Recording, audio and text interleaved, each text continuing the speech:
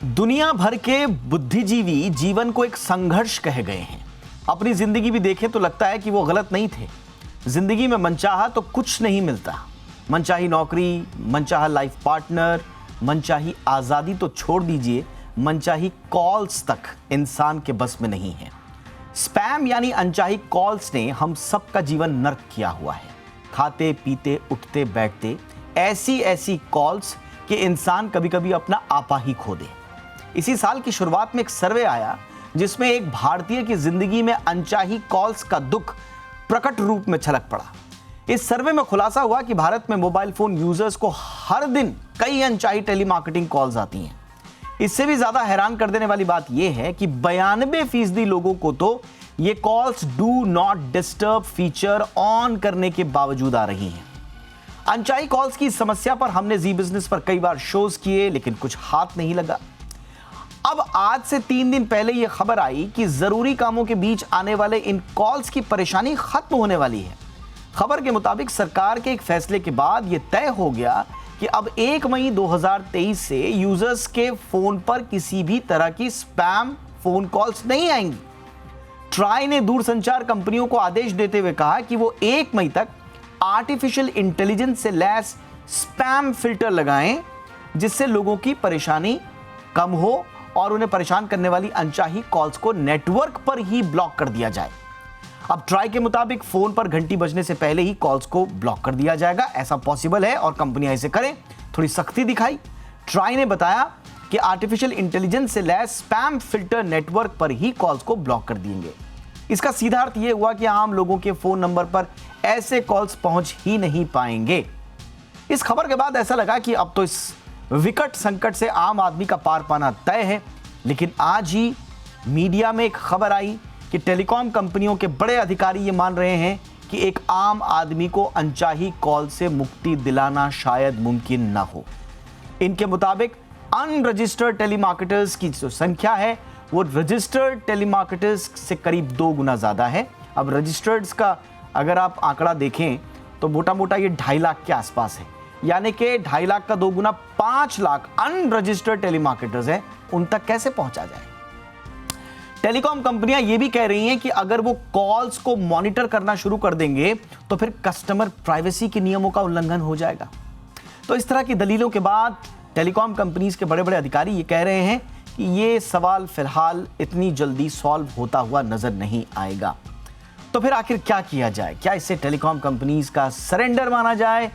Unwanted calls, अनचाही calls, spam calls, जो भी आप इसे कहें, उनके आगे? इस पर बातचीत करने के लिए इस वक्त हमारे साथ बहुत ही खास मेहमान मौजूद हैं। विमल वाखलू साहब, जो कि पूर्व सीएमडी हैं TCIL के और टेलीकम्युनिकेशन मामलों के जाने माने जानकार भी हैं। वाखलू सर, गुड इवनिंग, बहुत बहुत स्वागत है आपका। सर, ये जो टॉप एग्जीक्यूटिव्स हैं टेलीकॉम कंपनीज के, ये मामले पर पर्दा डाल रहे हैं सर, या ये सच कह रहे हैं और शायद हमें सच कड़वा लग रहा है?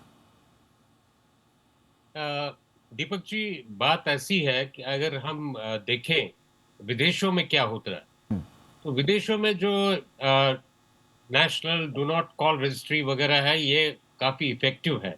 और नॉर्मली लोग जो कॉलर आईडी भी है, कॉलर ब्लॉकिंग एप्स भी हैं, सो उसमें सब ठीक चल रहा है। अब यहाँ पे भी ये सारा शुरू तो किया था ट्राई ने with the digital distributed ledger technology, मतलब ब्लॉकचेन से। लेकिन समस्या है इंडिया में कि यहाँ के लोग काफी इन्वेंटिव है, मतलब जिसे जुगाड़ कहते हैं। तो मार्केटिंग कंपनी ने नया तरीका निकाला कि जो कंपनी से सीधा जुड़े नहीं है उनको कॉल करने के लिए दिए। अब अगर टेलीकॉम कंपनियां उनका पीछा करती रहें तो एक तो वही जो आपने समस्या बताई वो तो है, प्राइवेसी वगैरह का चक्कर रहेगा। और इसमें मुझे 2 सॉल्यूशन नजर आ रहे हैं। ये समस्या तो है, काफी गंभीर है, मैं खुद ये समस्या से झेल रहा हूँ। आपसे साझा करूंगा कि कल ही मेरे साथ ऐसा हुआ कि एक इम्पोर्टेंट डिलीवरी होनी थी मेरे घर पे डॉक्यूमेंट की। तो नॉर्मली कोई भी जो कॉलर आईडी के थ्रू कॉल मतलब पता नहीं चलता तो मैं लेता नहीं हूँ। हम्म। तो कल भी ऐसा ही हुआ और बाद में पता चला कि शाम तक डिलीवरी हो नहीं पा रही थी। तो आज सुबह जब मैंने पता किया तो कहा उन्होंने आपने मेरा कॉल नहीं लिया। फिर मुझे ध्यान आया कि कई कॉल्स मैंने भी अवॉइड किए थे, तो उसके कारण जो डेस्परेटली मुझे कॉल कर रहा था 2-3 बार, जी। उसका कॉल भी मैंने लिया नहीं। तो ये एक बड़ी हम्म। समस्या है, आप बिल्कुल ठीक कर रहे हैं।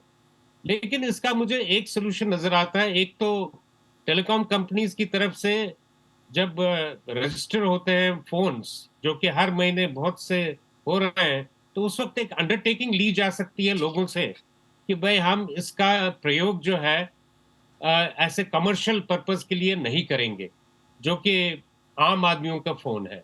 और अगर पाए गए, तो हमारा नंबर जो है ब्लॉक किया जा सकता है और आगे हमको कनेक्शन नहीं मिलेगा। तो इससे एक एक सॉल्यूशन कंपनी की तरफ से हो सकता है और हम्म। जो दूसरा है सरकार की तरफ से भी मुझे लगता है एक लेजिस्लेशन हो जिससे कि अगर कोई भी ऐसा व्यक्ति पाया गया, जी। उसके खिलाफ कार्रवाई की जा सकती है, तो फिर जाके लोग बट ज़रा कार्रवाई का थोड़ा। सर हमने देखा, आपसे हमारी कई बार इस मसले पर चर्चा भी हुई। ट्राई जी, ने बहुत बार कोर्ट्स के हस्तक्षेप के बाद हजारों रुपए के दंड का भी प्रावधान इसमें रखा गया है।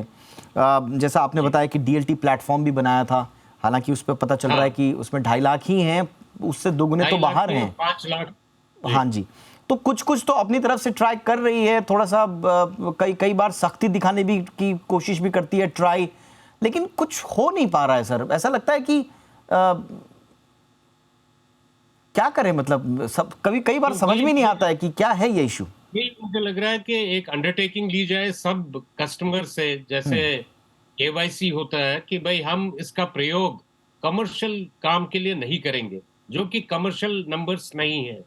तो अगर पाए गए और अगर कोई कंप्लेंट करे कि भाई मुझे ये नंबर मिला, हम्म। इसमें अननेसेसरी कॉल्स आ रही हैं, तो उस पे एक्शन लिया जा सकता है। यही एक रास्ता मुझे नजर आ रहा है अभी। ओके, अच्छा अच्छा। लेकिन कोई ओके, आप आर्टिफिशियल इंटेलिजेंस का ठीक, आप ये तो सजेस्ट कर रहे हैं प्रयोग। सर, आप ये सजेस्ट कर हाँ, रहे हैं कि जब एक ग्राहक सिम कार्ड लेने जाए तो वो अपने साथ एक अंडरटेकिंग दे कंपनी को जी, कि मैं इसका जी। कमर्शियल उपयोग नहीं करूंगा। नहीं करूँगा। एक वो है और अभी भी जो एक्जिस्टिंग कस्टमर है, हाँ। जैसे कि केवाईसी होता है, जी। तो हर एक से अंडरटेकिंग ली जा सकती है जो कमर्शियल कस्टमर नहीं है, कि इसका प्रयोग हम नहीं करेंगे। और यदि कोई पाया गया, वो उसके एक्शन ये भी होगा कि जिसके बिहाफ़ पे उसने कॉल किया है, उसमें भी एक्शन लिया जा सकता है। तो ये जो ड्रामा कर रहे हैं ये सारे लोग मिलके, इस पे कोई लगाम लग सकती है फिर। बट सर हमने देखा, आपसे हमारी कई बार चर्चा भी हुई, हमने ये समझ में आया हम लोगों को कि कई बार ये जो फोन नंबर्स हैं ये लेजिटिमेट नंबर्स नहीं होते। आई मीन कुछ ये प्रॉपर रजिस्टर्ड लोगों के नंबर नहीं होते हैं। ये कई बार जालसाजी से इधर उधर से जुगाड़ करके और उस तरह के नंबर्स का ये इस्तेमाल करते हैं जिसका डेटा सरकार के पास भी नहीं होता है। नहीं, हो सकता है ऐसा भी हो, लेकिन नंबर्स तो अ इन टेलीकॉम कंपनीज़ के ही होंगे, हम्म। तो they are liable for it. ऐसा वो अपना पल्ला झाड़ नहीं सकते क्योंकि उन्होंने सिम्स तो इश्यू किए होंगे, किसी को भी। जी। तो उनके पास रिकॉर्ड होगा क्योंकि उनके पास केवाईसी है, उनके पास आधार कार्ड या कोई और डॉक्यूमेंट के अगेंस्ट लिया गया हो, जी। अच्छा, एक जो ये बता रहे हैं। Liability on the telecom company. जी। अच्छा, एक सर जो मैं मीडिया में जो रिपोर्ट्स आई थी, जो जो टेल्को एग्जीक्यूटिव्स हैं, उनका ये कहना है कि एक पॉसिबल जो सॉल्यूशन हो सकता है वो ये हो सकता है कि ट्राई और डिपार्टमेंट ऑफ टेलीकम्युनिकेशन इनके डॉट एक uniform caller ID verification app launch करे, जैसे अपना ट्रू कॉलर है, तो ट्रू ट्रू कॉलर की कॉलर। तरह ही एक सरकारी कॉलर आईडी ऐप आए, तो क्या उससे बात बनेगी सर? नहीं, समस्या ये है कि ये लोग काफ़ी इंडिजिनस हैं, मतलब काफ़ी इनको मतलब देसी तरीके भी आते हैं। तो कॉलर आईडी पे आपने देखा होगा कि क्या होता है कि जब भी आप किसी की कॉल मिलती है, उसको सेव करते हैं और ज़्यादा लोग जिस नाम से सेव करते हैं, अगली बार तीसरे आदमी को वही नंबर, वही नाम उस पे मिलेगा। तो ये एक बड़ी समस्या है, क्योंकि जब किसी को अलग नाम से वो उसके स्क्रीन पे डिस्प्ले होगा, वो समझ नहीं पाएगा कि उसका जेन्युइन कॉल है ये या मार्केटिंग कॉल है।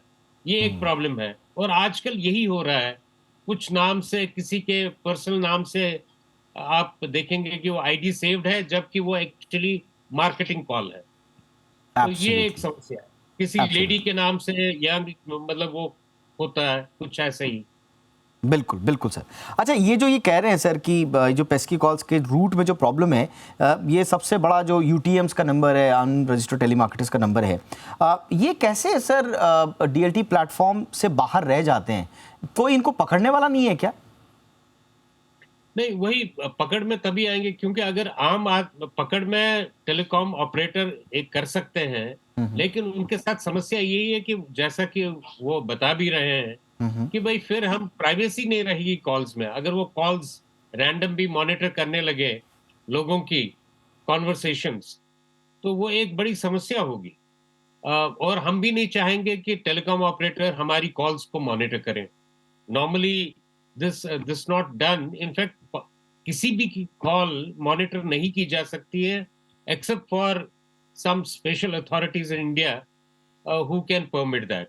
सो ये एक चीज है कि प्राइवेसी तो बहुत इंपॉर्टेंट है, तो इसलिए सीधा हो नहीं सकता था। इसलिए सजेस्ट किया गया कि आर्टिफिशियल इंटेलिजेंस का प्रयोग कीजिए, मगर मुझे लगता है उस लेवल तक पहुंचने में शायद कुछ साल भी लग सकते हैं आर्टिफिशियल इंटेलिजेंस को, कि वो इस लेवल तक पहुंचे कि ये कॉल किस पर्पस के लिए हो रही है, कुछ शब्दों के आधार पे।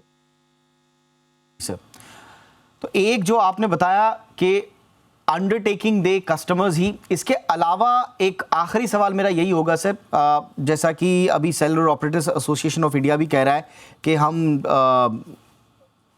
काम कर रहे हैं ट्राई के साथ, सरकार के साथ मिलकर सब लोग काम कर रहे हैं, लेकिन एक कॉमन ग्राउंड पर आना बड़ा मुश्किल हो पा रहा है।